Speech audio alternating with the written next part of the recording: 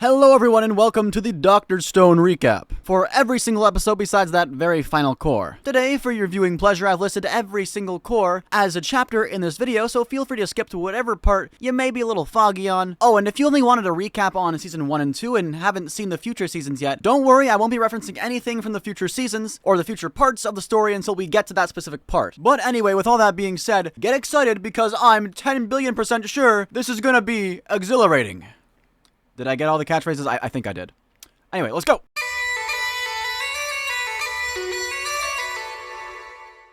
Everyone knows where this tale began. That's right, all of mankind turned to stone after a glimmering green hue conquered the earth with a petrifying glow. Right before that, though, Taiju was just about to confess his feelings to his crush of 5 years, Yuzuriha, but the universe hit him with the old 3,000-year cockblock. To be more specific, that's 3,718 years and 302 days. In that time, in complete isolation of all senses, Taiju kept himself sane and conscious through a damn near psychotic level of desire to fully confess. In Senku's case, it was counting, second by second, hour by hour, day by day, week by week, month by month. Okay, you get it. Like his partner in crime, Senku also stayed conscious so he could ascertain the exact time which had passed, as well as double tasking with thinking, planning for what to do upon waking. Not only that, but the counting was also for determining the optimal time to come alive again. After all, waking up in the winter would be playing this game on nightmare mode. Senku woke up 6 months before Taiju did, and in that time he had built a shelter and created a way to sustain his own life. But he's, of course, a rather scrawny guy, so his progress was stunted until Taiju woke from the slumber. Once this brain-brawn duo got started, though, humanity was on a fast track to coming back in full swing, which just so happens to be Senku's new dream and ideology in this stone world: to speedrun humanity's 2 million-year technology timeline as fast as possible, to take the world back and figure out the mystery behind the scientific wonder of the Great Petrification. The first step he succeeded in was figuring out the Miracle Cave's nitric acid revived him because both he and Taiju were conscious the entire time, and soon figured out it could even revive the unconscious statues with added alcohol. In the process of bringing Yuzuriha to the camp to clothe her, before reviving her, after all, don't want her naked, they ran into a damn lion.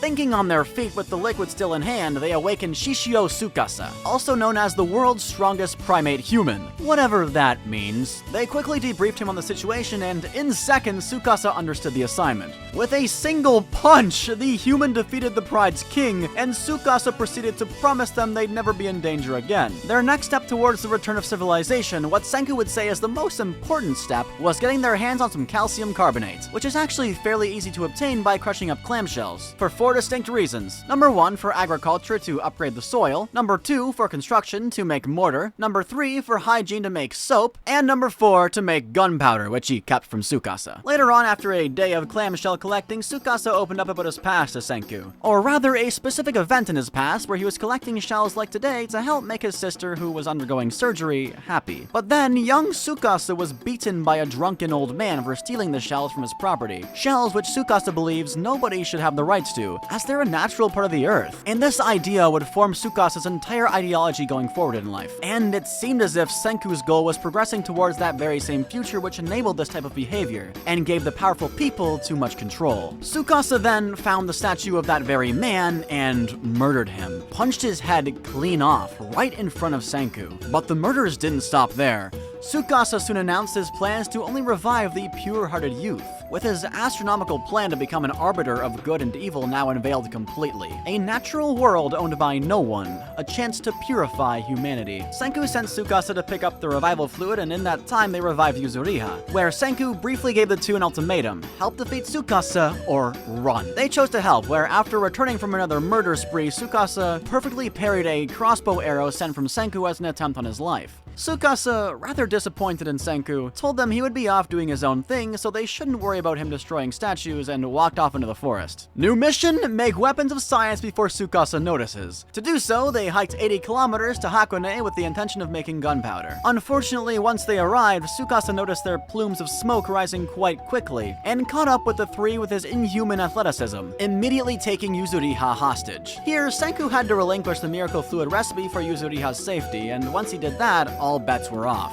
Tsukasa, with no reason left to keep him alive, murdered Senku because he refused to abandon science. Taiju and Yuzu then did what I can only describe as a smoke bomb on crack and ran away with Senku's body. Once they got far enough away though, they recalled Senku weirdly constantly cracking his neck before his passing. So they checked that spot to reveal a piece of stone Senku had still attached to his neck. So they attempted pouring some revival fluid on it. And seconds later, Senku was back. His intense, over-the-top analysis of every little detail from his revival had paid off in droves. Our very own Dr. Stone had unveiled himself. The nenext step for Taiju and Yuzuriha was to infiltrate the ranks of Tsukasa, allowing Senku to have a constant information stream while assuming Senku was dead, while Senku himself combined his power with the village people who had signaled him earlier with their own smoke. Just when Senku was about to go looking for them, he found Kohaku under a tree, the work of Tsukasa, to which he built a whole pulley system with the leftover ingredients from the gunpowder expedition and saved her. After a night of camping, the two reached a village of more than 40 humans. But the rules are the rules. Of course, so Senku was barred entry by Ginro and Kinro. A little while later, following Senku and Chrome's sorcery battle, is when we figured out Chrome had initially become a sorcerer to try and save Ruri from her sickness, to try anything possible and keep experimenting until something worked. And once Senku figured that one out, it marked the beginning of an arduous journey to make antibiotics. For our roadmap, the first step was collecting iron in the form of iron sand, which, with the help of Chrome's magnets, was a cinch to collect, especially so since Suika soon appeared to aid in their collecting. Then they mixed that sand with coal, baked it with the hopes of reaching 1500 degrees, blowing all the oxygen they could,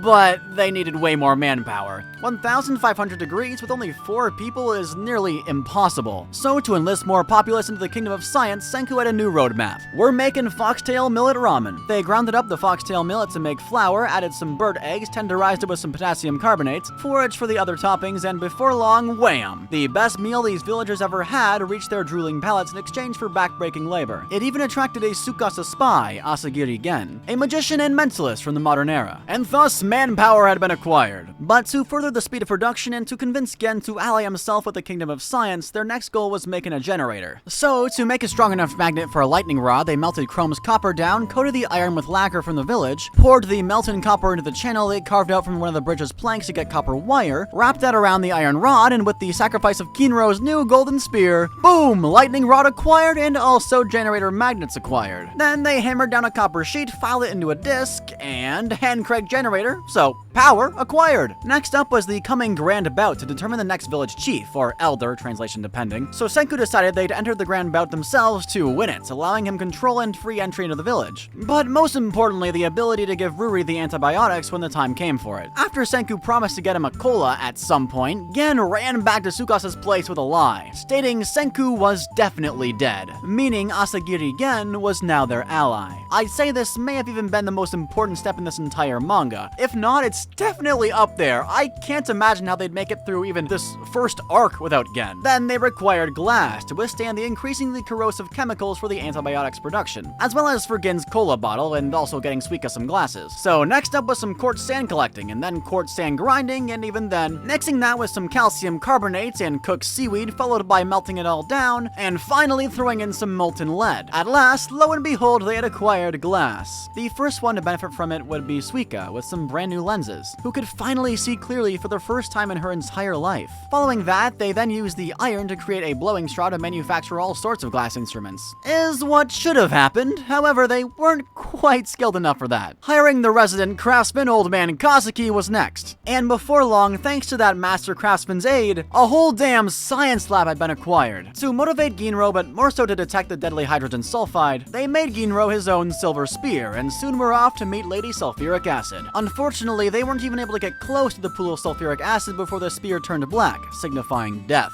So they next needed to make themselves some gas masks. Regarding the filters, step 1, steam roast some bamboo. Step 2, add some potassium carbonate, which is extracted from ash, and grind it down. Finally, step 3, mix that black powder, aka activated charcoal, with some potassium carbonate. And so, gas masks had been obtained. On their trip through many near-death experiences, especially for Chrome, the sulfuric acid had been obtained as well. With the hardest hurdle overcome now, it should be smooth sailing from here on out. In fact, they had every material needed to make their sulfa drug. All in a day's work, they cleared most of the board on their roadmap until they were left with one final ingredient: alcohol. And it just so happened that if they won the grand bout the next day, they'd have tons to go around. Through a loophole, Senku was actually permitted to enter the grand bout himself, so for the first time in half a year since being right outside the village, he was finally permitted entry. Eventually, the competition was somehow whittled down to Senku and an unconscious Chrome, giving Senku the W by default. Village chief position and wife had been acquired. And then, a divorce, since he needed to leave the village quickly for the finishing touches on the antibiotics. Finally, after diligently following 25 grueling subsequent steps, sulfanilamide, also known as the cure-all sulfa drug or antibiotics, had been acquired. Also, Gen had stayed behind in the lab area to find a perfectly placed cola just for him, just as he had asked for, which Senku made using carbonated water, of course, cilantro, lime, and honey caramel. Meanwhile, with a hilariously sexualized sulfa drug swallowing, Ruri's pneumonia had been defeated. Also, Kokuro then announced Senku, even though the divorce did happen earlier, was now the chief of Ishigami Village, to which Ruri then confidently declared his full name, Ishigami Senku, without him ever saying such himself. It turned out Senku had been a part of the 100 Tales, an anthology of stories to help their village thrive. The 100th tale, in fact. Its title, Ishigami Senku. Its contents? All about how Senku and Byakuya, Senku's dad, helped each other thrive, Byakuya's journey to becoming an astronaut, and even Byakuya and all the other astronauts aboard the ISS witnessing the petrification. Before too long, they all descended back to Earth on an island the very furthest distance from the beginning of the petrification beam to hopefully find any survivors. But to their dismay, there were none. Eventually, they had to settle down and live out the rest of their lives, and continue humanity through the next generations. Luckily, they were all compatible with each other. Thus, those three pairs would be the cornerstone for the entirety of Ishigami Village. Try not to think about the inbreeding. In those stories as well, Byakuya and Lillian decided it would be a good idea to make the very first story one that encourages their descendants to head to Japan, where Senku would be waiting. Byakuya wholeheartedly believed Senku would break free one day and save the world. Back to present day now, during the banquet after the grand bout, Gen arrived with bad news. Tsukasa was coming, and he was bringing an army. In fact, they were already here, led by Hyoga, Tsukasa's second in command. Senku slipshoddily put together a matchlock rifle and bluffed their possession of firearms. Gen, with his trickery, convinced the Tsukasa Empire to wait for a storm so they couldn't light their weapons. In the meantime, they made katanas, which undoubtedly helped when that storm did come only 3 days later. Unfortunately for them, Hyoga was only a distraction for Homura, who snuck under the water, climbed up the island's walls, and torched the whole village. With them herded to the science shed's front yard, Suika acted as a distraction and bounced away towards the mountain, right where Lady Sulfuric Acid laid in wait. With a bluff, they were able to fool the enemy with a false narrative that they already had chemical weapons, so the Tsukasa Empire was forced to flee for the time being yet again. With some extra time now, their next weapon of science to create was a cell phone. They only had a few months to make it too, since Tsukasa would next attack come spring, once he'd amassed enough of an army. Next up, a cotton candy machine. In order to make gold wiring for their future electronics, the carnival favorite doubles as just that. The only thing is, the cotton candy machine was far from perfect. Their manual labored spinning wasn't smooth enough. So they began experimenting with gears, and upon witnessing this, Chrome was inspired to create a water wheel in secret with Kaseki, all on their own. In other words, it officially left the era of manual human labor and entered the era of energy with hydroelectric power. With that, they upgraded their blowing capability for the furnace to be automatic. So while the non-combatants focused on prepping for the winter with a brand new technique, new to them at least, bottling, as well as fishing, hunting, and gathering, the battle team trained hard and the science team worked on making light bulbs. Merry Christmas. Not just light bulbs though. They also needed vacuum tubes for their cell phones. Only thing is, the bamboo filament they were using kept burning out, and they needed the ultimate heat-resistant metal, that being tungsten. On an expedition for some, Senku and Magma became stuck in a hole, but thanks to Senku's quick thinking, they had a surefire way to escape, but only did so safely thanks to Chrome and surprisingly Magma working together, the latter promising to heed Senku's orders as long as he kept showing him cool stuff like this siphon here. And then on the way back, as a present for Senku for his birthday, January 4th, the whole village pitched in on Gen's idea for a telescope, or rather, a whole damn observatory. Then with the now crushed up tungsten powder, do this, and they had themselves tungsten paste. Meanwhile, through Chrome's effort to create a way to pinpoint heat the tungsten paste, it wasn't long before they had tungsten filaments. Next up, Kaseki had his hands full on making a Hickman pump, the kids took care of threading the gold wiring, and the chemistry team were making plastic. One montage later, and plastic had been cleared, wire had been cleared, the Hickman pump, and thus the vacuum tubes had been cleared, and microphones had been cleared as well. And with all of that, the Senku phone was born. While testing it out, Ruri noted it's like a speaker, which she shouldn't know that word, and when questioned about it, she revealed the speaker was a bee from the 14th tale, which allows you to hear the dead talk when the gravestone is stung. Also, 1/4 happened to be Senku's birthday, or Stone Day, which all this combined led Senku to rush to his father's grave to figure out what he left behind inside the concrete time capsule, which turned out to be a glass record. With their quick thinking, they made a record player. And this is where Senku heard his father for the first time since before the petrification, as well as the song Byakuya had Liliana record.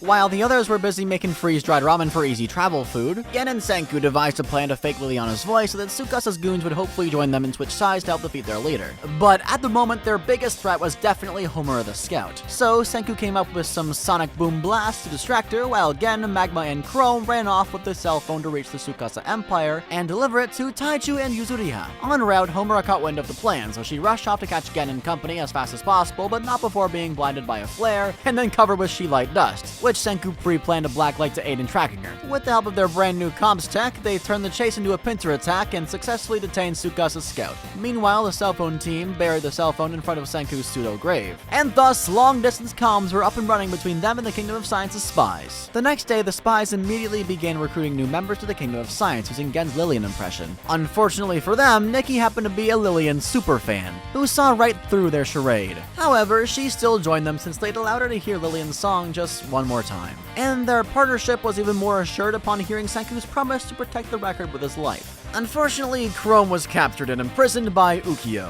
though luckily the other two did manage to escape. Then they decided a vehicle was in order for the attack on the Tsukasa Empire, so Senku built a tank and took everyone besides the elderly aboard to rescue Chrome, even armoring their vehicle with carbon fiber along the way. So they didn't have to bother rescuing him. Chrome escaped his prison by melting the cellulose in the fibers, holding together the bamboo cell by creating his very own sodium hydrochloride, or bleach using his body's sweat, and separating the salt using the battery which was rolled into a cell by Ukiyo. Since Chrome had successfully escaped, they could change their plan of attack from rescuing Chrome to total victory over the Tsukasa Empire with capturing the Miracle Cave. Also, more and more people, upon hearing Lillian's song, and plus Gen's newly improved impression thanks to Nikki, joined Senku's side. Not to mention Ukiyo joined their side as well after Senku agreed to bring no death to anyone on this mission, and his witnessing of Yuzuriha's noble secret mission to piece all the destroyed statues back together. Meanwhile, Senku and the others stormed the Miracle Cave with their steam gorilla, utilizing a fake explosion along with sonic boom weapons using copper plates, and crazily enough, they won, until Tsukasa and Hyoga got there. While those two were distracted by the battle team, the science team managed to create nitroglycerin, aka dynamite, forcing the battle into a stalemate, followed by negotiations where Senku immediately played his trump card, revealing the inhuman regenerative effects and healing capabilities of petrification. After all, it was something so incredibly powerful to bring Senku back to life, even with just a small piece of stone still attached to him. So it wasn't a stretch to say it would even heal Mirai, Tsukasa's sister, of her brain damage from getting into a car crash as well. And so, holding out hope for his sister, Tsukasa agreed to a truce while Senku helped uncover her body, utilizing their new creation of dynamite. Before too long, Mirai's body was found and she was revived, and of course, full health. Senku had kept his promise to Tsukasa, but during that downtime, Yo rescued Homura from their camp, who escaped with the dynamite to blow up the revival cave.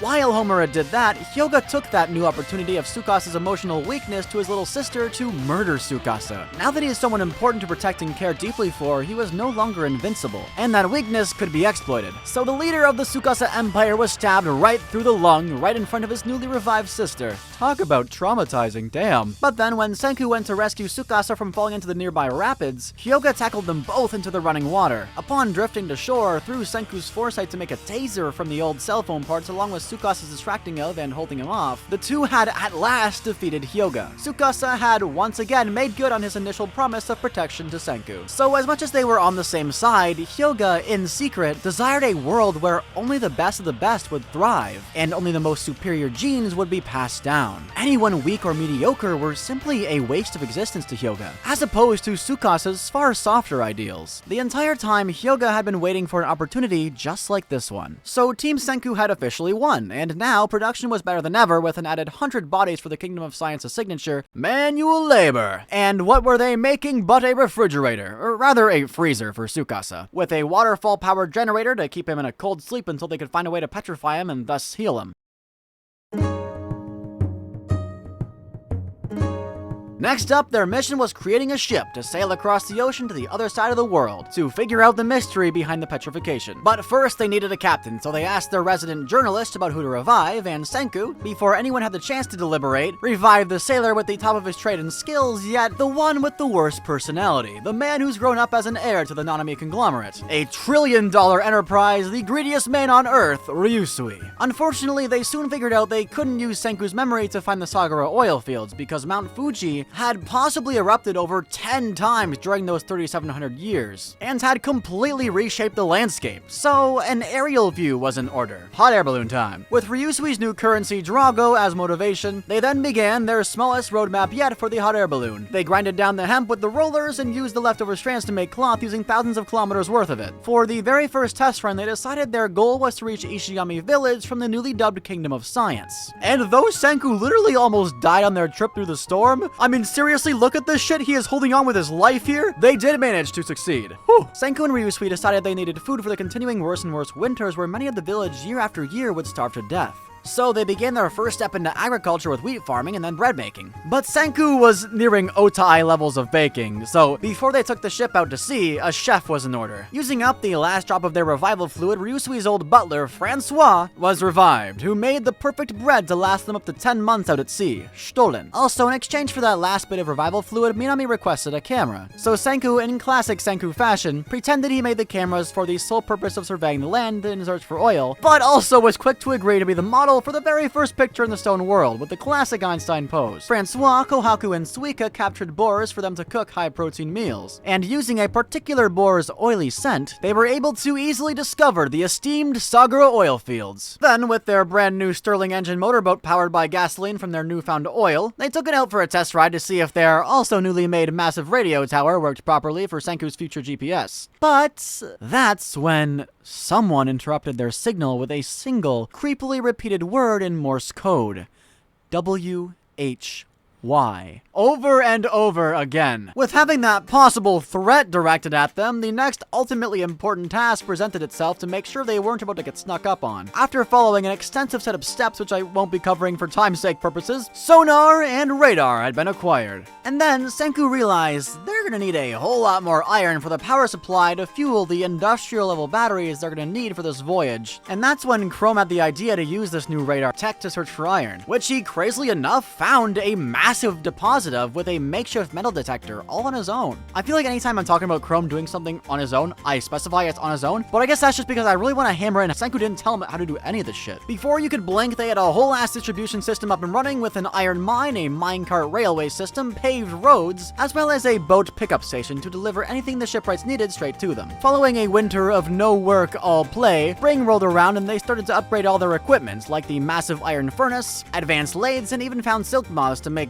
well, silk clothing. And a little after that point, a year was confirmed to have passed since they began work on the ship. And now it was finally done. So with Minami's final picture of the Perseus on September 10th, 5741 AD, they set off. Since they awoke on April of 5738, I guess that means Senku is officially 18 now, disregarding stone years, of course. With their departure, the Kingdom of Science had split up into two teams, the Globetrotting team and the Civilization Development team. So, for the former, the next stop was Treasure Island, the very place the astronauts settled upon coming back down to Earth. Reason being the search for platinum, the key to mass-producing the revival fluid, which through Rui's retelling of the 100 Tales to Senku, he would figure out Byakuya's painstaking collection of. He and the others collected any mineral that may prove useful to Senku in the future and sealed it away inside the Soyuz time capsule. Just when they were conversing about Treasure Island, a man came out named Soyuz, the very name of that space capsule they returned to Earth in, who hailed from Treasure Island as a baby and washed ashore one day where Ishigami Village took him in. Back then, the founders made it their tribe's inherent goal to reach Japan someday, to reach Senku, but many of the other tribe members stayed behind on Treasure Island, and descendant group after group made their journey across the ocean, and at least one eventually made the full-length trip to establish Ishigami Village. Then, after only a few hours, they reached Treasure Island and took advantage of a chance storm to infiltrate. Once the storm passed, a small exploration team of Senku, Kohaku, Soyuz, and Gen split off from the main crew to 1. Not intimidate the natives, and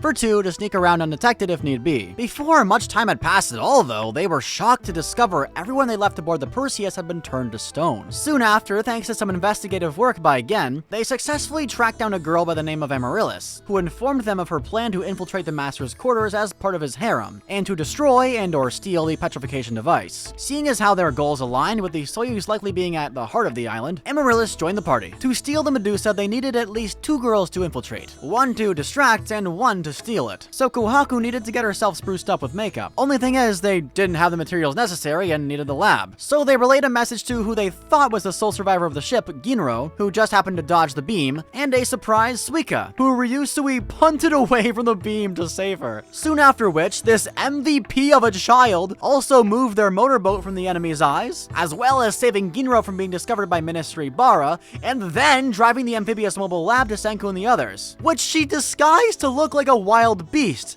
successfully fooling the islanders. Remember what I said about Gin being one of the most pivotal allies in their Kingdom of Science? Well, I think, if not number 1, Suika is just right up there with Gen at number 2. Maybe even tying for number 1, because that is crazy. Suika is undeniably an MVP of the Kingdom of Science. Now that they had the lab, all that was left to do was to doll Kohaku up with some shampoo, conditioner, and makeup. And while they were at it, they also grabbed Ginro and had him cross-dress, who, along with the other 2, was selected for the harem the next day. At the last minute, Senku made a one-way earpiece to send the 3 of them instructions. The plan was simple: get Kirisame to throw the Medusa and swipe it out of the air with a drone. The first step was reviving everyone, so the spy team needed to secretly and quietly demolish the Soyuz's outer concrete shell. Though even with Senku's science, the cracking made quite a bit of noise still. So Kohaku quickly gathered all the golden dust she could and sent it over to Senku, of course before running from the guards who came to see the source of the commotion. Upon receival of that golden dust, he discovered what would have been a low-tier drop in gold dust with maybe only a few granules of platinum in that entire helping. Senku continuously found platinum crystal after platinum crystal.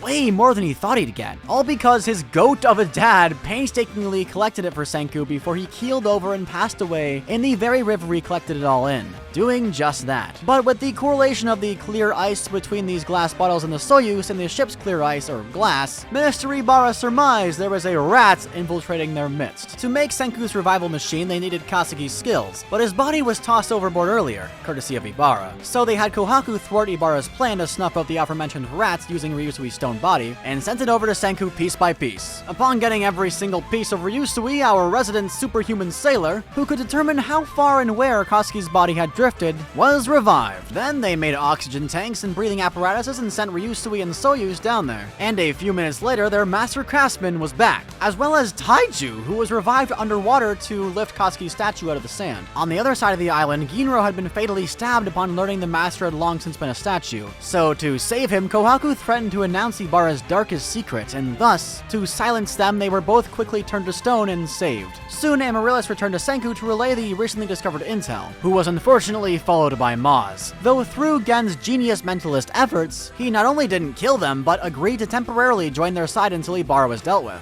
Regarding the Maz contingency plan, they made their very own gun out of Kasugi's old glass-blowing tube and revived Yo, their resident policeman, to wield it. Then, after Taiju grabbed the rest of everyone's stone pieces, they revived the power team to pull the drone in once it caught the Medusa, and made some carbon wire with the old cotton candy machine so the rope wouldn't break while pulling. They dubbed Kinro the leader of the hooded invaders, and to hide their drone's whirring, departed to stage their final battle at the island's edge cliffside. Unfortunately, Ibara was one step ahead yet again, where he had Kirisame throw a fake Medusa, so they were forced to retreat, accidentally abandoning Magma and Gen, the former of which stole the gun. Now it was a race to prove Ibara's wrongdoings before they set the petrification beam to expand over the entire island. So, to stop that from happening, Magma charged at the boat and Senku's team chased after him, so he didn't waste the ammo any further. And so they charged the Perseus but were easily beaten down and were seemingly forced into a corner with nowhere else to escape deep within the ship. However, this was exactly as Senku had planned, because this was the Brig, aka Hyoga, their wildcard's holding cell, who upon Senku's rushing away found himself surprised by his own faith in his former enemy. Faith that he didn't simply abandon him here, but to find him the perfect bamboo shoot for his Kudayari. Meanwhile, the statue team had succeeded in fixing the master's statue, and with the master's lineage continuously bred to have the best memory possible, Soyuz recognized the master's face as his own father, from when he was a baby. The body, or statue, of which they brought to the shoreline and announced that their master was long since dead by Ibara's hand. And this was proof. This completely shook Kirisame's entire world. had long since been murdered by the very man she'd been protecting and petrifying others for this entire time. The master's body was simply being used as a puppet, much like herself. Immediately, she demanded answers from Ibara, who soon turned her to stone for flying too close to the sun. Yo did manage to get a shot off on Ibara from the water and steal the Medusa, though Yo took too long to celebrate, so Ibara had the chance to jump off the ship, turn Yo to stone, steal it back, and then set the timer for 2,000 meters in 15 minutes, after forcing Urashi to swallow it and run to the center of the island. Oh shit. When the Kingdom of Science finally captured Urashi, they couldn't find the Medusa on his person, and only realized it was inside him after it was too late. And so the petrification had begun. Luckily, they all passed down Ukyo's message, who, with his amazing hearing, heard Ibara's voice-activated command, and sent a message down to Senku at the back of the pack before Dr. Stone reached him as well. Later, after Ibara returned to see the fruits of his labor, to his dismay, discovered Senku was still alive. So, to break the magician's code, or rather the scientists, Chrome had them all form a line evenly apart and put their hands up at the exact moment they were petrified, so Senku could figure out the exact distance and time it takes to petrify someone down to the millisecond. With this information worth its weight in gold, Senku was able to enact a perfectly timed throw of revival fluids so it would hit him at the exact moments he needed it to bring him right back. Every step of this battle of wits was absolutely necessary, from Ukyo hearing how it works, to Chrome informing Senku of the consistent expanding time, to reviving RYUSUI mid-battle, him and Senku grabbing the phone, him hinting for RYUSUI to grab the drone, RYUSUI dashing to hook the earpiece up to the Medusa, and eventually Senku's readiness to issue the command into the earpiece at the perfect moments. 1 meter, 1 second. And with that command, Ibara had been defeated. After the battle, they received more interference on their radio with an all-too-familiar voice which spoke the words 12,800,000 meters, 1 second, which nearly activated the Medusa in Kohaku's hands. An attempt on their lives was made by Y-Man in a synthetic version of Senku's voice, which was then repeated at regular intervals much like the previous Y Morse code from before. Then, they stumbled upon the statue of a dude named Matsukaze and revived him, especially so since he had the peculiar mark reminiscent of the Medusa etched out onto his stone body. He told them he etched the mark onto himself when countless Medusas rained from the sky, and introduced this terrifying power to the stone world, to warn anyone that stumbled upon his stone body that this is what wrought calamity upon them. According to Matsukaze, all of those Medusas have been destroyed due to their terrifying power, but Ibara secretly kept one for himself. Through adjusting the sound weapon into a parabolic microphone, they discovered the source of Y-Man's signals, and thus their final destination had been discovered: the moon. Before their departure, Senku set up a PA system for the island and hooked it up to connect with their radio signal, with an added windmill to power it. Soyuz had Kirisame and Maz join Senku on his travels, since they'd likely need warriors of their superior caliber going forward, and as for Soyuz, he stayed behind to continue his father's legacy. To grab their super-powered final astronaut crewmate to be their fighter on the moon, they set sail for an early trip back to Japan to revive the strongest primate high schooler with their newfound Medusa's power. In fact, it was the last surge of power left on the Medusa, but luckily that's all they needed to revive Tsukasa and bring him back to full health. No further enemies were in their way, on Earth at least, so their next goal was simple: travel the globe and build up cities which correlate to the different steps and materials needed for their massive rocket ship roadmap. First up, they needed to procure 1, food for all the people they'd be reviving, and 2, a shit ton of alcohol to produce the nitric acid necessary. With that being said, the first stop was the United States of America, to mass produce corn.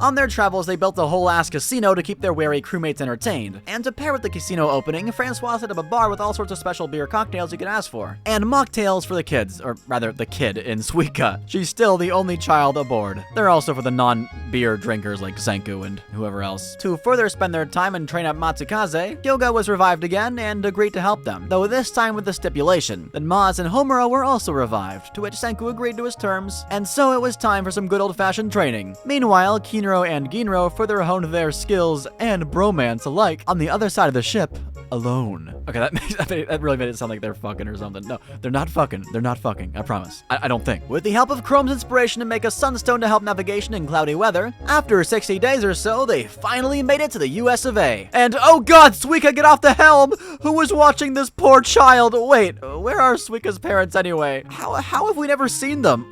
Are they dead?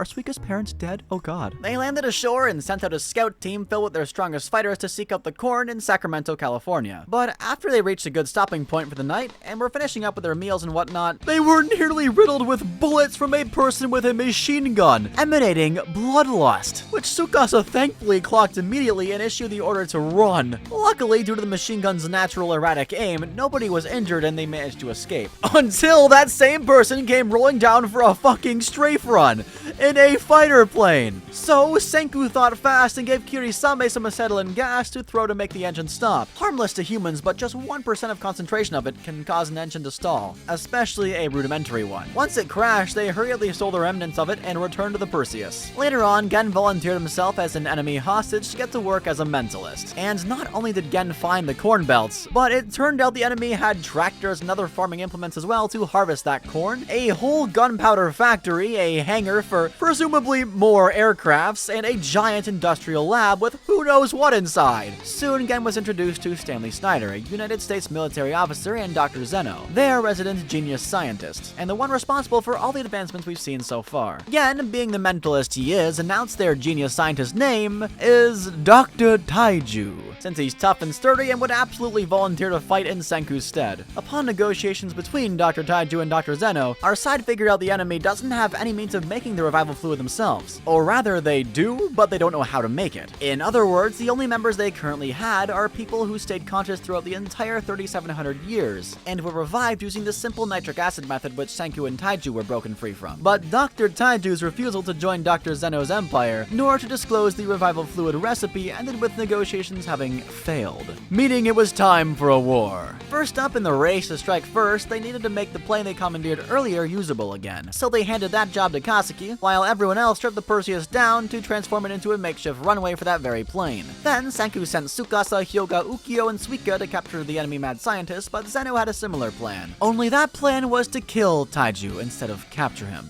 Oh shit. No, not Dr. Taiju. Luna, a spy, was given the mission to act as if she just escaped Zeno's tyrannical rule and lure out Dr. Taiju onto the ship, and to signal the correct person to the sniper rifle-wielding Stanley for him to finish off their scientist. Though throughout the day, a flirtatious, for all the wrong reasons, Senku and the others made her ice cream so she felt welcomed here, who then began to fall head over heels for Senku. Also, through Senku's questioning upon Luna's denoting Zeno's favorite word was elegant, he found out Dr. Zeno was an old scientist from NASA, and not only that, but Senku's mentor in science, and the very reason he was able to even begin to start down the path of building rockets in the first place. Throughout his formative years, Senku sent out a ton of emails to scientists across the globe, and the only one who humored this child and aided in his elegant scientific experiments was the very Dr. Zeno they'd been at war with in the present day. Then Luna, who isn't spy material at all, couldn't think of any reason she'd actually want Taiju dead, because he'd been very kind. The whole crew had been overtly welcoming to her, so she rather realistically and understandably hesitated to give Stanley the signal. In fact, she couldn't even bring herself to do it, but instead sent over the word Senku to Stanley, who sent that to Zeno. At that moment, Zeno recalled exactly who Senku was. In the past, Senku visited NASA to grab his dad's credit card to continue his expensive experiments, and was noticed by Zeno while there, meaning Zeno knows exactly who Senku is, that being Byakuya's son, as well as the closest thing to a protege Zeno ever had, presumably. Using Senku's recordings, calculating his vocal tract length based on the smooth functions domain, and extrapolating those numbers to human height, we get 5'7", with an error of an inch or two margin, since he could have grown since he last saw him, which I think is funny you have to go through all those calculations when instead you could just say, okay, see the guy with the celery hair? That's your guy, yeah. Though I guess someone else could be dressing up as Senku as a ploy or something, but anyway, ramble over. Zeno hesitated about sending the order for the shot. After all, he enjoyed their digital exchanges, and to kill one rivaling his own intelligence was a hard choice to make. If they joined forces, their ruling over the world would be doubly assured. However, Zeno understood it would be a world Senku would never abide by. So, with hesitation, he did order the shot. So, upon that trigger being pulled, Senku just barely managed to survive by creating a makeshift bulletproof vest by adding water to the potato starch stored under the bar, and thus making a dilatant material. When the mixture is attacked with intense stress, it changes instantly into a solid. The concept was being used in research with bulletproof vests, but was never actually tested, Until now. Of course, the impromptu bulletproof vest wasn't as bulletproof as modern tech, but it prevented Senku's death nonetheless, leaving him bedridden. Though Stanley didn't know that, and who else to nurse him back to health but the closest thing they had to a doctor, the flunked out med school student and spy for the enemy, Luna. You know, why the hell haven't they revived a doctor at this point? That is a crazy oversight. Then Senku and RYUSUI sent the recon team an encrypted message of the events that transpired, and a single word from Senku, Kuromu, who then realized this whole mission's science and success was all resting in his hands. And as a demonstration to show just how far that Chrome had come, to infiltrate their base and bypass the guards, he decided they needed a drill, a machine he'd never even heard of before. Yet, nonetheless, soon enough, Chrome was able to create the working roadmap. Unfortunately, they still needed parts for that drill, so the man who delivered them was none other than Carlos? Another enemy spy, Taiju, who rolled a D20 in persuasion, picked up along the way. After experiencing his awful driving, Taiju's intoxicating kindness overcame him, and he took the wheel, driving not to Zeno's base, but straight to the recon team. Upon being tied up for obvious reasons, he was soon dumbfounded to learn that their enemies were just a bunch of children. Then Luna eventually agreed to save Senku on the condition that he'd be her boyfriend. Pretty manipulative tactic there, Luna. God, that is fucked up. But of course he accepted, thinking Luna was trying to do some sort of political marriage, and she sent a message to her ride-or-die simp, Carlos, who immediately switched sides and made a blueprint layout map of their facility so they knew exactly where to resurface at, with the aforementioned drill. Eventually, Chrome's roadmap was completed, the aircraft carrier was finished, and so was the plane's revival. Also, Senku was now somewhat well enough to get in the plane, just in time to be RYUSUI's co-pilot against Stanley, who wasn't actually Stanley, but Charlotte's, so they didn't know that though. And the dogfight began. The aerial battle went on in a constant back and forth until they, with their better Japanese-made fuel, were able to get in the perfect position to toss the acetylene gas in the enemy's engine once again. But Senku, being so injured, accidentally dropped the last one in their own plane afterward as well,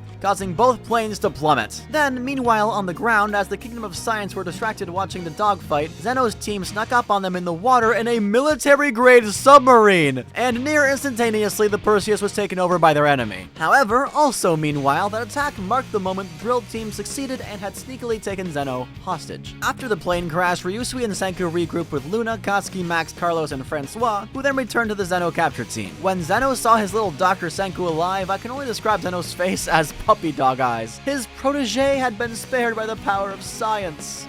Seriously though, I love Zeno's face here. It is adorable. It looks like he just found out his mom was cured of her cancer or something. So now that they had Zeno, they could negotiate. And so Senku divulged the recipe for the revival fluid to Brody, the enemy mechanic and now acting leader of their side, and set the terms that only once they had Corn City at 1 million residents would they give Zeno back. But the only problem was Stanley, who would continue chasing them until Senku was dead or Zeno was recaptured. So they used this opportunity to travel down to South America to 1. Investigate the petrification epicenter, and 2. Establish the Super Alloy City using a commandeered Zeno's boat. With nothing better to do, Senku, Zeno, and Chrome began theorizing the exact specifications of the petrification beam. After the two superhuman intellectuals and Chrome bounced ideas off each other for probably hours, since and only since they had both of their eyeball measurements of the angle, speed, and heights of the petrification beam, they could pinpoint the convergence location where the two estimations met, which landed right smack in the middle of the Amazon rainforest. Meanwhile, Stanley stole their aircraft carrier and was following them. They took Matsukaze aboard since he was injured, along with a stowaway Ginro who, upon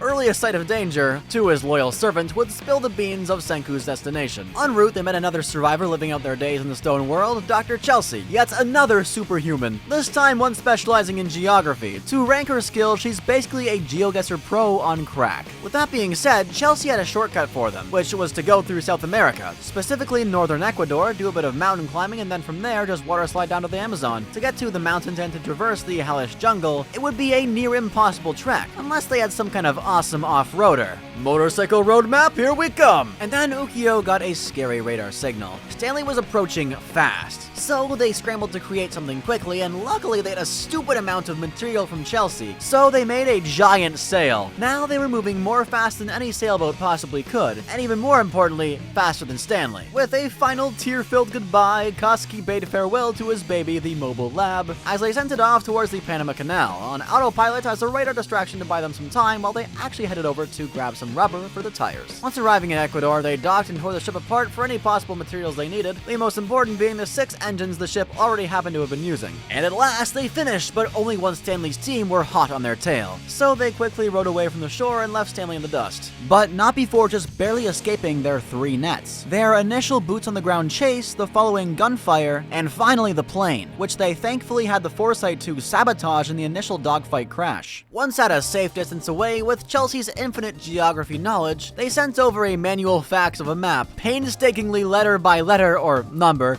coordinate by coordinates in Morse code to give to the North American team, to directions to Rodex headquarters to revive the CEO, and thus their star employee, Joel Gear, who, being an expert craftsman of the modern age, might just be able to decipher the Medusa's strange make. Meanwhile, in South America, the others were still cruising with their bikes until they reached a mountain they couldn't traverse, so they spent the entire day, 1, producing cable cars to bring them across a gap where Suika nearly died, which is the moment we see just how far Hyoga has come. Old Hyoga would have likely did exactly what they assumed he might, pushing Kohaku and Suika down to kill them, so he'd be left alone on the other side of the ravine with all the non-combatants. So him and Zeno could regroup with Stanley and they could make a world very close to his original ideals. However, instead, Hyoga simply helped the 2 girls up. Anyway, they eventually traversed the Amazon on their bikes, but soon had to abandon them for some whitewater rafting with literal rafts, until eventually reaching their destination. Only 4 months after leaving Japan, they found it. The epicenter of the petrification, a whole mountain of Medusas. Unfortunately, every single Medusa they found had already been long since drained of energy, much like the one they got from the island. All of these were out of power because of the stupid amount of energy it takes to cover an entire planet with that green hue. But they, of course, still grabbed as many as they could and rushed to the sea to build another vessel in record time. Thanks to the hint of humanity being so taken off guard by these things led them to believe they possessed some kind of anti-radar stealth mechanism inside, which they confirmed after a test and thus covered their entire boat with oodles of them. While traveling, Senku and Zeno experimented and hypothesized how to recharge them and stumbled upon a consistency. Cracked diamonds equals a dead battery. Also, only chemically perfect, flawless diamonds can be used to power the Medusa. So they then had the American team create some artificial diamonds to grind down the real diamonds with. After all, only diamonds can damage diamonds, until they achieved that perfectly hexagonal shape.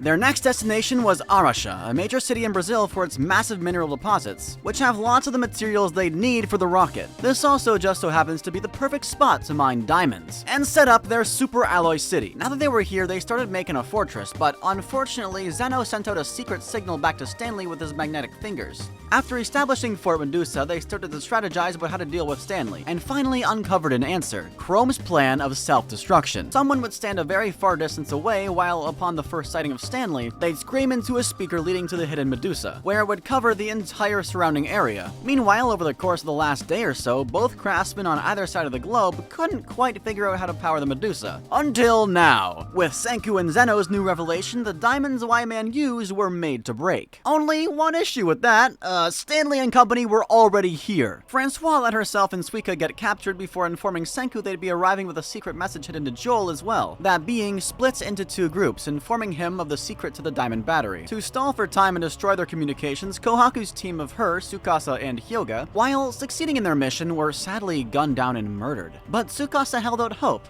Hope that Senku would awaken the Medusa's science. Hope in the very thing that he once sought to destroy. And so, left with no other options now that their comms were down, the enemy attacked their side with their military mights, and one by one they dropped. First, Taiju to a grenade, then RYUSUI took a shot to the chest, and eventually, all of them were dead, besides Gen, Chrome, Senku, and Kaseki. But Kaseki still hadn't been able to perfect making a diamond that could easily crack. Though that's exactly when Joel called to inform them he'd succeeded, and was able to completely revive Medusa, but not before it was stolen by Brody and locked away in a safe. So now that the radio waves were completely theirs, they sent over a message to Joel's watch about what the American team needed to do. That being, to repeat the apocalyptic calamity that unfolded all those years ago with their newly perfected Medusa. With that being said, they charged in to get the vault opened, but just like the Brazil team, they all died one by a hail of gunfire. Besides one.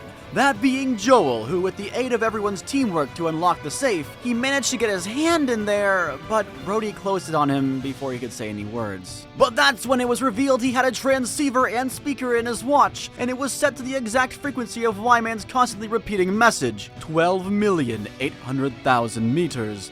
1 second, thus returning all of humanity to stone once again. However, before they could plan for Senku to be instantly revived again like on Treasure Island, Senku was shot and killed. And Zeno had the foresight to seek out the Suika team who was initially supposed to revive them and destroyed every last bit of their revival fluid. At least they would have if Suika didn't escape with the final bottle, which they quickly set up for the sound cannon and ordered Suika herself to stand underneath it while they held off Stanley. And thus, all of humanity was turned to stone. And after 7 years, Suika was finally revived with that last vial after a great lightning strike boomed into the microphone, leaving the poor girl all alone. The only human left alive on planet Earth was poor little Suika, who steeled herself to bring back humanity and find some revival fluid. But after days of relying on their rations, exploring Arasha, collecting the members of the Kingdom of Science's statues, and anything else she could do to just scrape by and survive, Suika was soon met with a grim reality. The one which revived her was the very last bottle. And after this poor little girl realized that fact, she solemnly thought to herself, I'm going to be alone until the day I die. That wasn't until remembering Senku's journey, remembering his diligence to save Ryuri, remembering all he taught her and the entire village, all the scientific skills passed down. And so, the then only 11 or 12-year-old Suika girded herself to make her very own revival fluid. Following that, after 7 whole painstakingly grueling years of hunting, gathering, making shelter, and experimenting, all with very minimal knowledge of modern science whatsoever, she followed Senku's recipe to a T, and eventually she was able to produce her very own miracle liquid and save Senku. With the now roughly 18-year-old Suika at his side, Senku speedran her 7 years in a single day, and eventually revived everyone. Later on, during the celebration, Tsukasa brought something up to Senku. After having been proven 3 times now, first with Senku, then with Tsukasa, now with Hyoga and everyone else who just died, it was no doubt now the petrification literally had the power to bring people back to life. And they're theorizing it could even reverse or at least halt the aging process, meaning humanity is now essentially immortal. A rather scary fact, which they decided to keep secret for the time being. Afterward, they revived Dr. Zeno and convinced him that they would assure Stanley's safety and wouldn't persecute him for attempted murder once they brought the whole world back from stone. All for his cooperation to aid in the takedown of their mutual enemy on the moon, Y-Man. Dr. Zeno quickly agreed, and with a roadmap for the rocket established, their journey of over 10 years can finally start reaching its final phase. In Season 4, Part 3. Thank you guys for watching. This was a long video to make. I might have not given myself enough time. This is probably going to release the day before, or even the day of Season 4, Part 3 comes out. I don't know if this is enough time. I'm really betting on people seeing the episode and then coming back to watch this. It's like, oh crap, Dr. Stone's out, I gotta get on this. But, oh god, yeah, I severely messed this up with my timing, because I hadn't even watched Season 4 before, like, 2 weeks ago. Like, I just finished it, like, 2 weeks ago, Season 4. And what an amazing season, by the way. This show is probably one of my favorite anime of all time now. I gotta say, Dr. Stone, they knocked it out of the park, man. From this season on, I'm doing a recap like this, at least one, for every single season going forward. Otherwise, if you're into Gintama, I make Gintama reviews every time I don't have another video to make. Anyway, everyone, like this video if you liked it, dislike it if you dislike it, comment any thoughts you might have on Dr. Stone, any recaps that I should do in the future, anything you think I might have missed in this video or should have included, and have a wonderful day, and don't forget to stay trash. Peace.